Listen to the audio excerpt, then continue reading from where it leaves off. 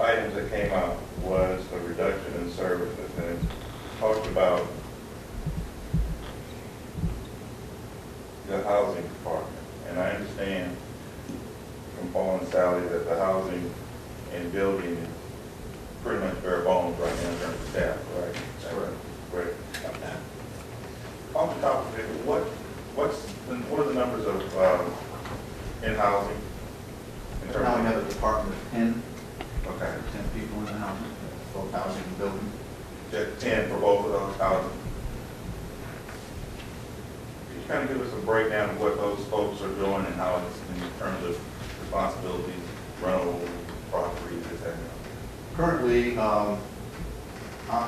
I, being the building commissioner, overseeing all the zoning and planning in the city as well as any of the permits coming in.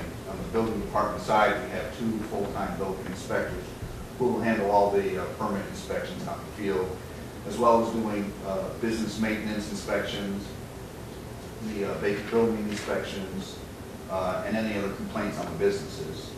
We also have 2 administrative staff. We're handling the counter right now, taking in all the building permits, doing all the business occupancy permits, and we are also trying to use one individual to do the court summons, but we're currently down staff. Even last week, the judge made a comment, why don't we have anybody up in court? I don't have the manpower right now to do the court summons. On the housing department side, we started last year we had 4 housing inspectors. One was the full-time rental inspector, one was the lead housing inspector, and then we had 2 other housing inspectors, one responsible for the north side of the town, one responsible for the south side, and they were handling the high grass, all the door-to-door inspections, all the follow-up on the door-to-door inspections and the complaints. The lead housing inspector was filling in on the high grass season when that got busy, but he was also responsible for, on a weekly basis, going down to the sheriff's sales, constantly tracking the sheriff's sales, constantly tracking the foreclosures on a weekly basis so we can stay on top of those issues and properly manage that program.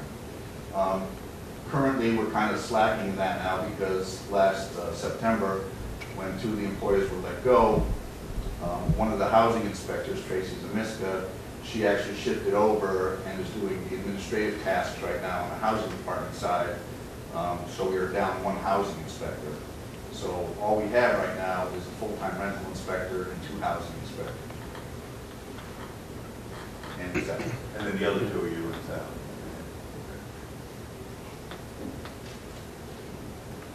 Yes. Paul, you've been in the city for a while. When you first started here, how big was the department? Right before 2004, when the new administration came on board, I had 12 full-time employees and 4 part-time employers.